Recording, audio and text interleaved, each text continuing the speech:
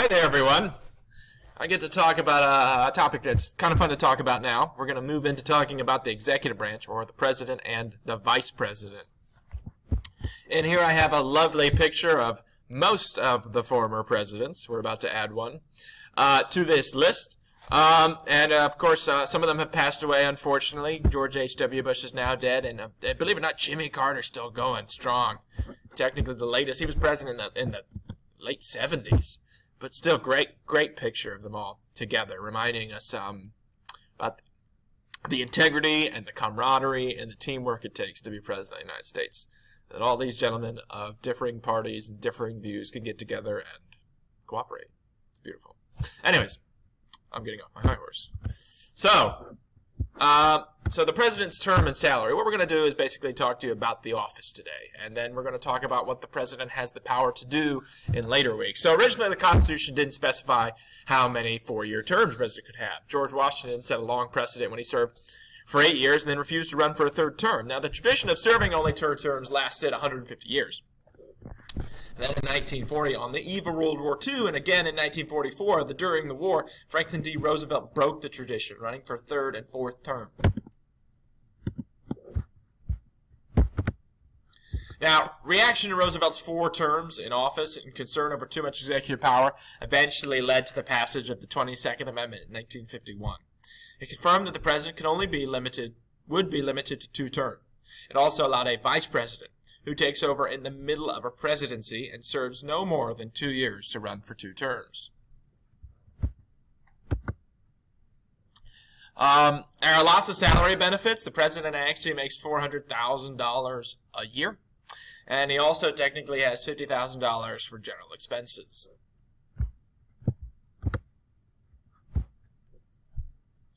Other benefits, some necessary for security reasons, are provided. For example, Air Force One, an especially equipped jet that can survive missiles and blasts, as well as other planes, helicopters, and a limousine. The Beast, I got lots of pictures of, can survive even a rocket blast, and you can see how thick the door is and the glass. There are so many top secret modifications to the Beast, I hardly know any of them. The president also receives free medical and dental health care. They live in the White House, a 132-room mansion with a swimming pool, bowling alley, private movie theater, and tennis courts. Here you see bowling alley, installed by Dwight D. Eisenhower because he loved to bowl. And the movie theater was, I think, actually installed by, I feel like I'm wrong all of a sudden, but I'm pretty sure it was installed by FDR. Obviously, film was becoming more important, and even before television, newsreels showed the news and footage of the day in the theater. So a theater would actually have been extremely important to have had. When the president retires, they receive a lifetime pension of $148,800 per year. Don't know how they settled on that much. When he dies, their spouses receive a pension of $20,000 a year, forever. So what do you think some of the qualifications for being president are? So the Constitution basically sets a few qualities. Many Americans over the age of 35 meet the constitutional requirements because there aren't that many. According to Article 2, Section 1, the Constitution defines the formal requirements for the presidency as being the president must be a natural-born citizen of the U.S., at least 35 years of age, and a resident of the United States for at least 14 years. Many other qualities are necessary for a person to have a real chance of becoming president. Experience in government is an unwritten but important qualification, and I think after our last president, we now know that we shouldn't elect reality TV stars to be president of the United States. But basically, you want experience. Oftentimes, governors and senators probably make the best presidents. Political careers give people the opportunity to make important alliances necessary to get nominated as well. So, by being a politician, you make the connections necessary in the world of politics to run for president. Running for president demands a large amount of money, more so than ever before, and even more ridiculous, more so than when I first made this PowerPoint. Believe it or not, in the 2008 campaign, a total of $150 million was spent, which was a record.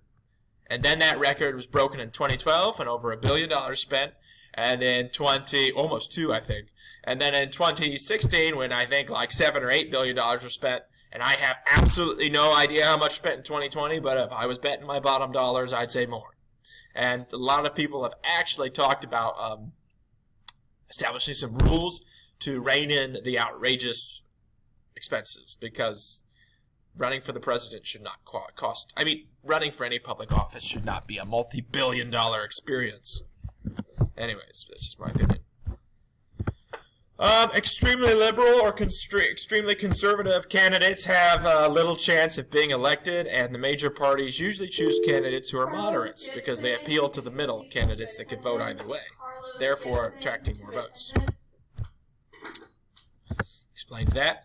In the past, presidents have come from Northern European backgrounds, and a few have been from poor families, such as Abraham Lincoln, Harry Truman, Bill Clinton.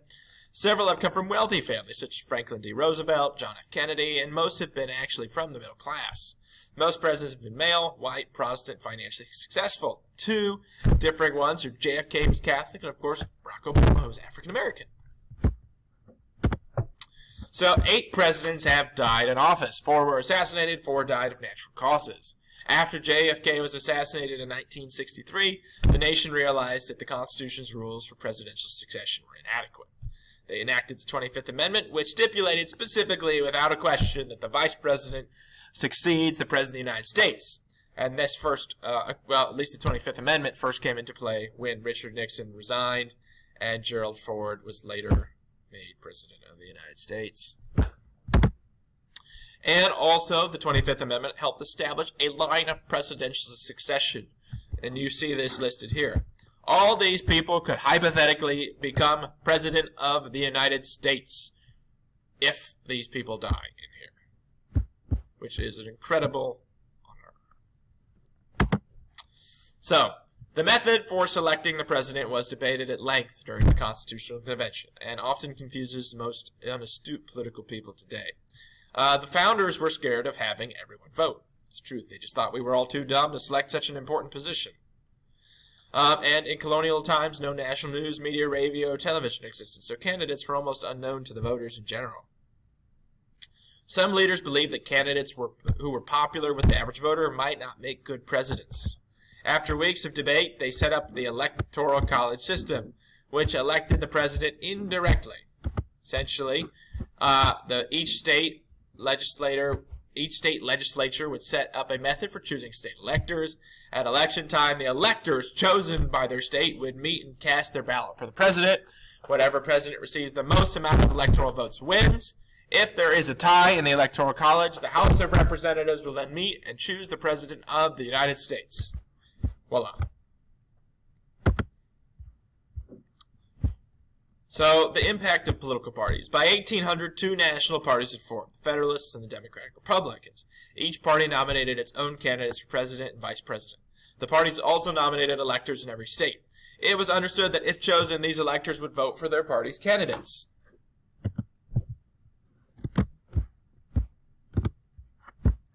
Now, the Electoral College system is still the method used today. Parties choose their nominees for president in conventions held in the late summer. Voters cast their ballots for president every 4 years on Tuesday after the first Monday in November. Very confusing wording. While the candidates' names are printed on the ballot, it's important to know that the voters are voting for the individual candidate, but not just the individual candidate, but also their electors. The Electoral College system today concludes 538 members, a number determined by the total number of the House and Senate members plus 3 for the District of Columbia. The candidate needs at least 270 electoral votes to win the presidency. In almost all states except for Maine and Nebraska, it's winner take all. So if a candidate wins the state of Texas by 1 vote, he receives all of Texas's 34 Electoral College votes. Now, the Electoral College system works well in most elections. However, the calls for reform is growing louder, especially after closely contested elections. Critics point to 3 major weaknesses in the system. In all but 2 states, Maine and Nebraska, if a candidate wins the majority of the popular vote, the person receives all the state's electoral votes. Critics argue that this system is unfair to those who voted for a losing candidate. For example, more than 2 million Texans voted for Bill Clinton, but he did not receive any of Texas's electoral votes.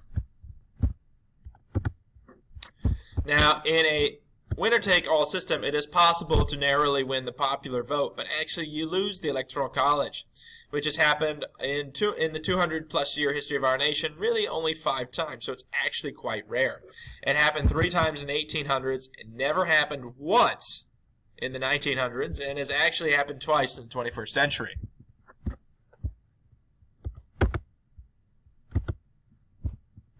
YouTube video in case you need to know more about the Electoral College. A map that explains how much all the states are worth. You should know. Cool. Also, third-party candidates. When a third-party candidate is a strong potential contender, other problems can arise. A third-party candidate could win enough electoral votes to prevent either a majority-party candidate from receiving a majority of the electoral votes. The third party could then bargain to release electoral votes to one of the major party candidates. Now, when the House of Representatives must decide a presidential election, each state casts 1 vote. The candidate who receives 26 or more votes wins. Election by the House has 3 problems. First, states with small populations have as much weight as populous states. 2, if a majority of the state's representatives cannot decide on a candidate, that state then loses its vote. 3, if some House members favor a strong third-party candidate, it would be difficult for any candidate to get 26 votes. People criticize the Electoral College when problems arise. Many changes to the system have been proposed. One idea is to choose electors from congressional districts. Each state would have 2 electors' votes plus 1 vote for each congressional district in the state. The candidate with the most votes in a congressional district would win its electoral vote. Then the candidate with the most electoral votes in a state would receive 2 electoral votes statewide. Another plan would propose that a presidential candidate would win the same share of the state's electoral vote. If a candidate captures 60% of the popular vote, they would get 60% of the electoral vote. Another plan is to do away with the Electoral College entirely. Instead, the people elect the president directly, by popular vote. It sounds obvious, but has been criticized on the grounds that it would greatly change the structure of the federal system. And that is it. Luckily, I made it before we ran out of time in this lecture. Please email me if you have any questions at kcrc@spartan.limacschools.org. Peace out.